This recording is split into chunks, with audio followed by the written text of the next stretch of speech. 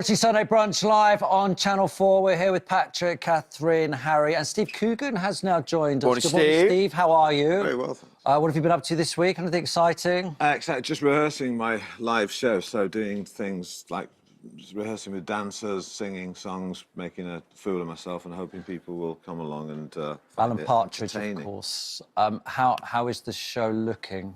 It's like you don't want to jinx it, but I'm anxious, but also looking forward to it. Yeah. Your mate Alan Partridge was on Ant and Deck last night. How was that? It was a very novel experience. I don't know whether there's a Venn diagram where the cultures overlap, but there's a bit of a sort of a strange kind of world to be in. It's like sort of the world that Alan satirises, but there I was in it for real. But bit like this, really, isn't it? Yeah. well, like I say, there's a little bit of, you can learn from every situation you're in. So Yeah. so if you see Alan behind the counter cooking something up in the near future, you know where it came from. I know what's going to happen. I'd like to think you borrow of us and we borrow off you. I mean, It's symbiotic, I think. Yeah. Alan is one of my TV presenting heroes, that is for sure. Same. It's Hobby Wars time. How exciting. Steve, you're just in time for Hobby Wars. Each of our celebrities will battle it out in the hobby arena in a bid to become the hobby champion. You'll each have 30 seconds to tell us why your hobby deserves to make it into the Celebrity Hobby Hall of Fame. Patrick's still thinking of a hobby. You must know a bit about yourself, Patrick. OK, first up, it's Steve. Yes. Steve, if you'd like to stand up, please, for Hobby Wars. You've got 30 seconds. Okay. We're going to put it on the screen there. 30 seconds to tell us about your hobby in your own time. Well, I like old cars, old classic cars, not expensive ones. I've got a Morris Minor Traveller. They're great fun. When you drive them around, people talk to you. They enjoy them. They bring back memories. They're quite green because they don't use up, they're not modern cars. They're old cars that are being recycled, if you like. And when you get in them, you don't have to go fast to have a nice time. It makes you relax, it calms you, it's meditative. And as I say, it brings a lot of joy to people because it brings back happy memories because they're nice, friendly cars. There you go. Strong start. This is not true. This is a man that owns more Ferraris than any... Not true, not true, not true. Sold them all a long time ago. I had an epiphany. OK, cars to prove it. Oh, look at that. Beautiful. Thank you very much. There you go. A car with wood on it. I've always thought they were weird. They had wood on them. Well, it's not cosmetic. That if you take the wood off, the car falls apart. So you don't. If you crash, you get splinters. Like the palladium. Surely the wood must rot, though, doesn't it, on those? Well, it can. Yes. It can do. You have to get it refurbished. You have to get it like. You we have to put wood preservative on it. Yeah, we used to have them as a kid, and my dad used to spend so many weekends cutting out little bits of it, replacing with other bits of it, and then putting filler on. You had a wooden car. Yeah, exactly. The Flintstones. Yeah, we were just like the Flintstones because it's ash and it kind of rots and it's still That's a problem right, now, yeah, isn't it? yeah. It's by Morris Minor. But what's the rest of the car made out of? Metal? Well, it's steel, but some cars like Morgan's have an ash frame, like the whole body's the frame of the car, but underneath the metal is wooden because it flexes. It's quite. Is that a Morris Minor Traveller? Yeah. Is that what it's called? Yeah. We used to drive to Ireland in one of those, all the way from Manchester, all the way across the west of Ireland, with 6 kids in it, and I would sit in the boot surrounded by luggage, and it would be like an epic expedition. Yeah. No seatbelts, no nothing. No seatbelts. Everybody takes your chances, yeah. No, yeah, it was just well, the thing is, normally you're sort of jammed in between 2 suitcases with a blanket over your head, so there's no chance of you going anywhere. But the noise of them reminds me of my childhood. Like you said in your little speech there, that the sound of a Morris Minor makes me feel like I'm 6 again. Really? So, yeah, there's something really nice about it. Yeah. Anyway, we then add that into our basic risotto. And then we also add into that our Parmesan. And I'm going to mix that through. Steve, do you cook? A little bit. And my daughter's a very good cook, so I sort of rely on her a lot when she's around. I mean, the whole of lockdown, I was there with her and her boyfriend, and every lunch was a different sort of. I think we were used as her guinea pigs, and it was vegetarian food, but it's quite sort of, it's sort of drawn from all over the world, sort of multicultural stuff, all sort of sort of very, very good, what I might call sort of seasonal macrobiotic peasant food. Right. Very tasty, and lots of harissa and things like that, and spices, and So no, I'm terrible. All I can do is scrambled eggs and smoked salmon on But you're toast. a food expert, aren't you, because of the trip? Yeah.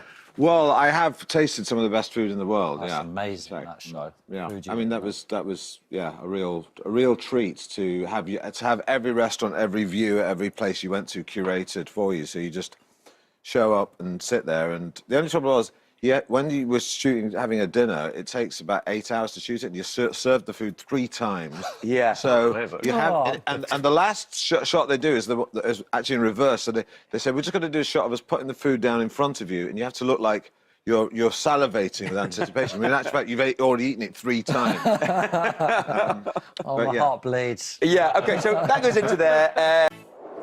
Yeah, Steve Coogan's now with us. We were just reminiscing, weren't we, about the good old days when you used to sit in Simon's restaurant. When did you open your restaurant? 1990. Yeah. 1990. And you used to sit writing with other comics in there. Yes, indeed. Yeah. Well, One of my favourite occasions was after Steve had sort of moved on and then came back to eat. Then he came in to eat one night, and one of the girls who worked for me said, "I don't know if you've seen, but that bloke on Hotel 1 is the spit of Steve Coogan." So I said, "Have you seen what the bookings are?" And she says, "Coogan?" Yeah. It was him, and it was just unrecognisable.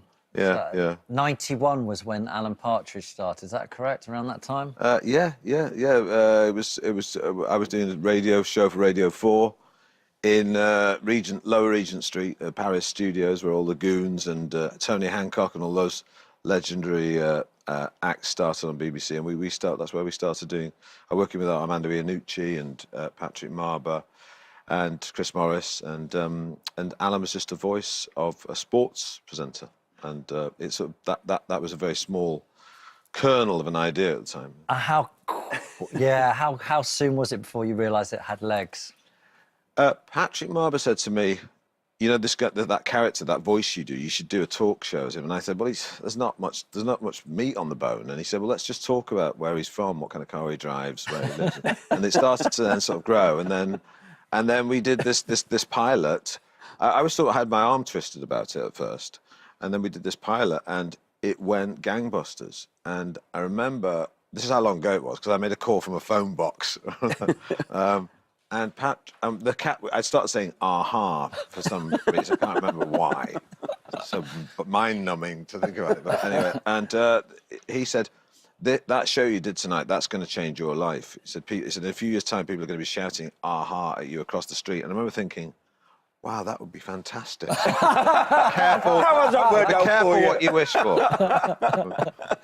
But it is amazing. I also think you need to apologise to anybody called Dan for ruining their life as well. Well, there are things that I mean, that I do.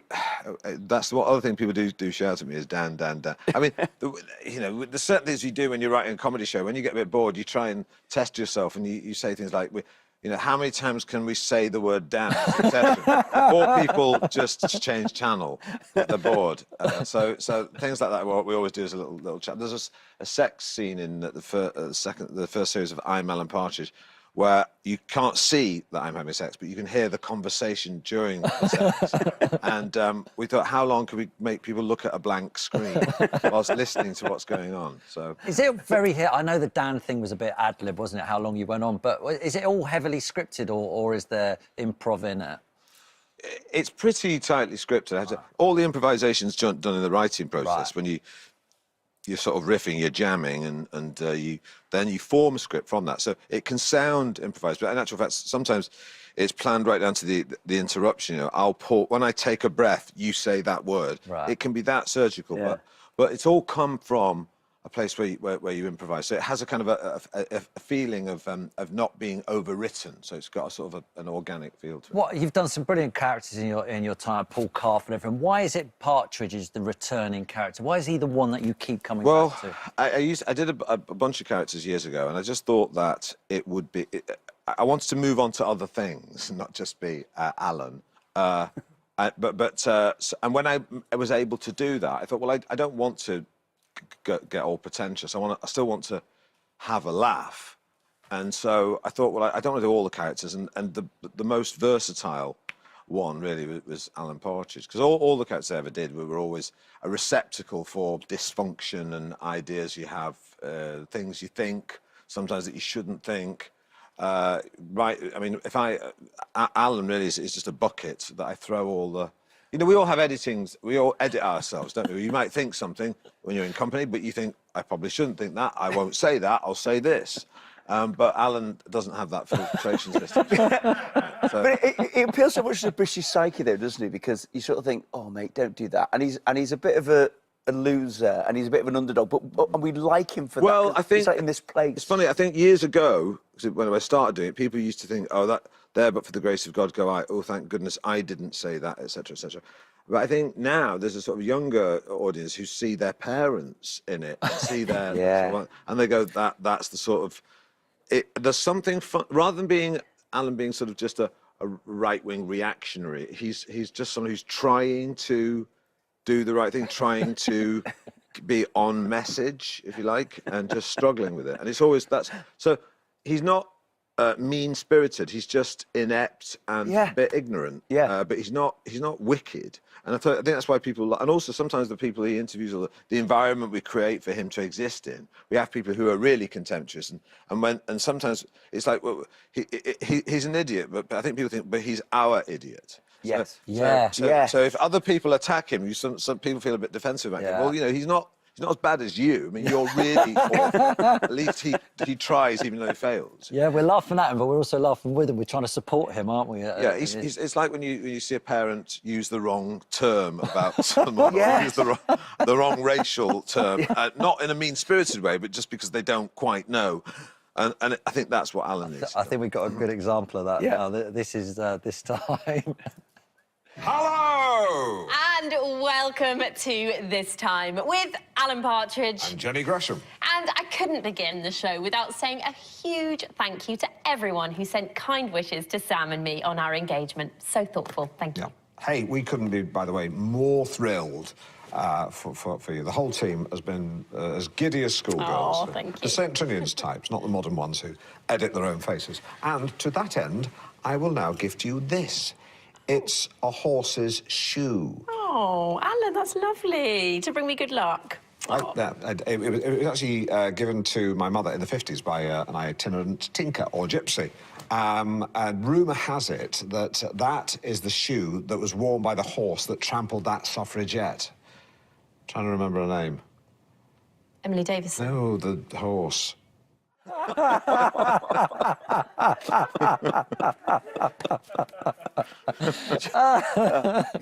So what's next for Alan? I mean, you're going out on tour with him. So what happens on the tour? Well, with all these things, we sort of think, well, you know, because we really are trying to wring the most we can out of this character before I die.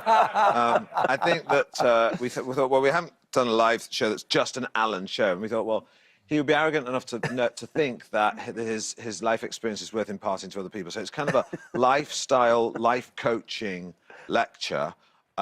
Sometimes there's some song and dance about it. It tries to be all things to all men. So it's a bit like Elon Musk and Steve Jobs. There's a bit of a TED lecture vibe about it. Alan with a headset on and a polo neck. And then there's also Alan sort of showing...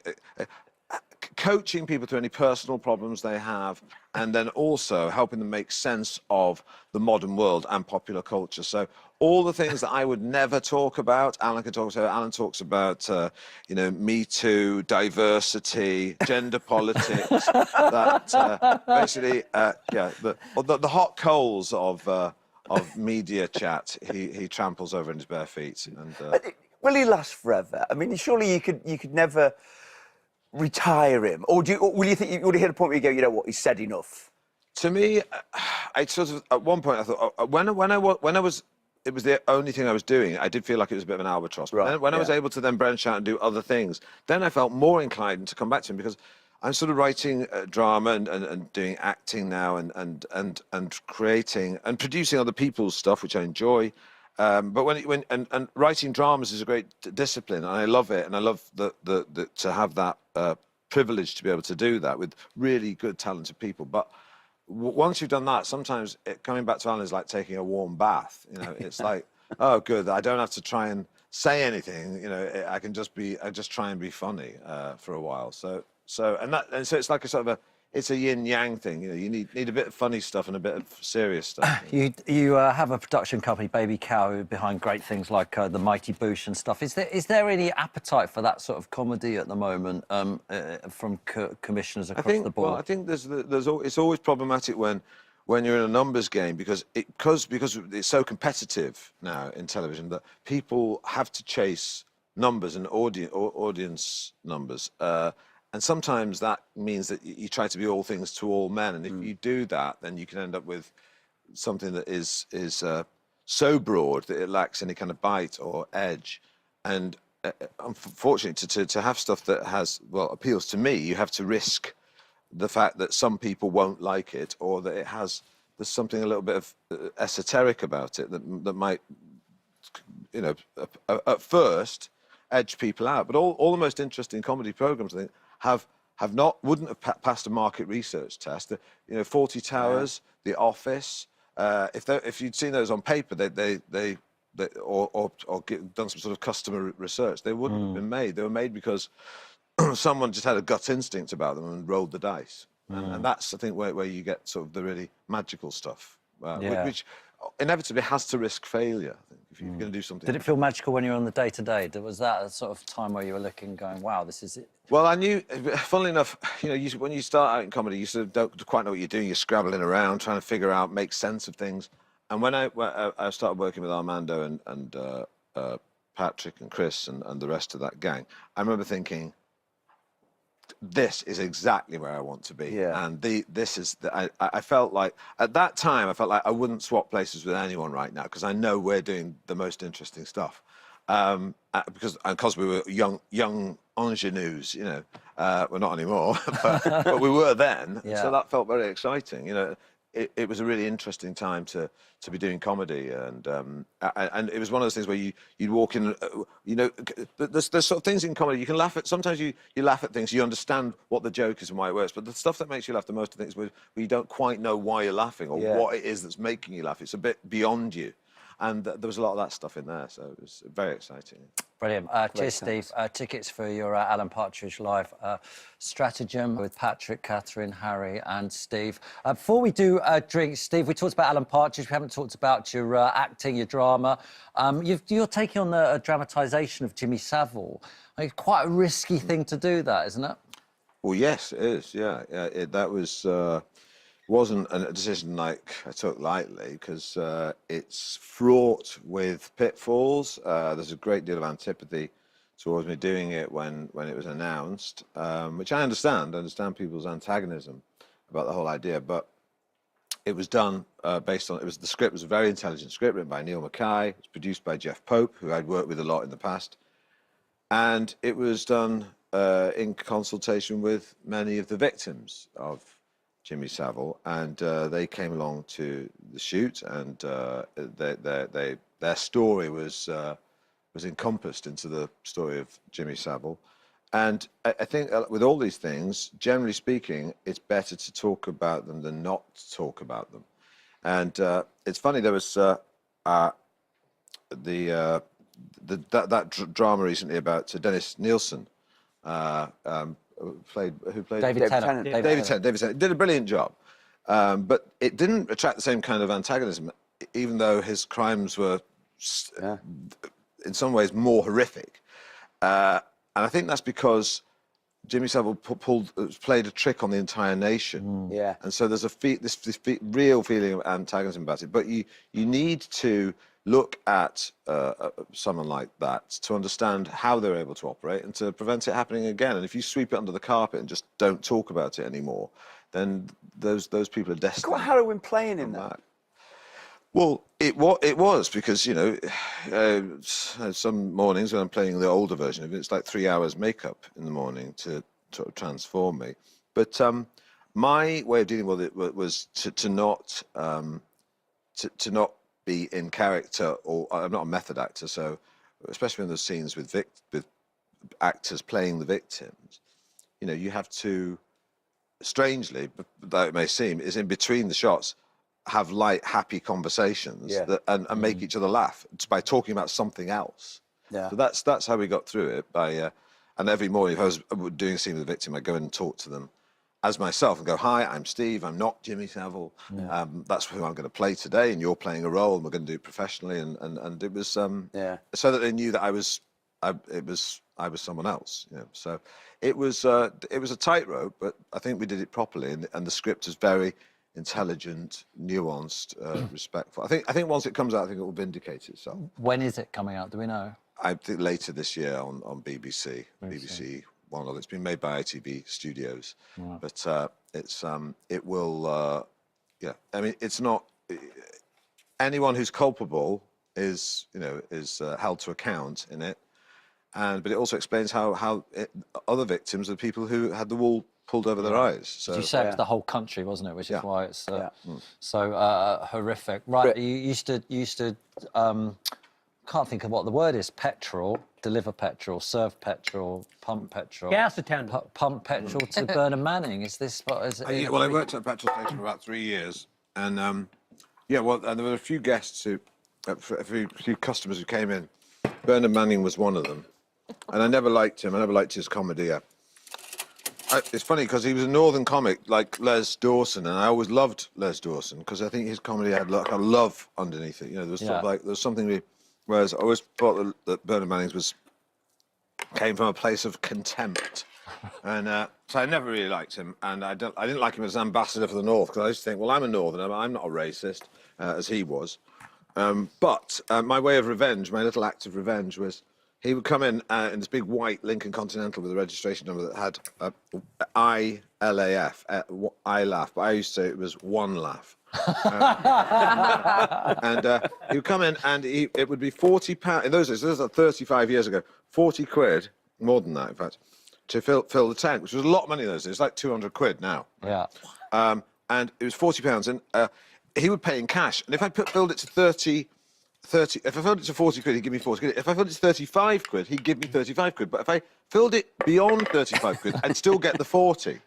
So I always filled it to about £36.30 and say it's full when it wasn't. And I'd get the 40 quid so I could pocket the change. But I had to make it convincing. So I knew if he looked at the dial, he'd think, well, he's filled it. But I hadn't. So I stole from Bernard Manning. That's a good job. It's a historic crime. I don't know, maybe I'll be arrested when I leave the I mean, if that had been your hobby, you would have won. it was stealing petrol. So we swallow that. We swallow the peanut butter.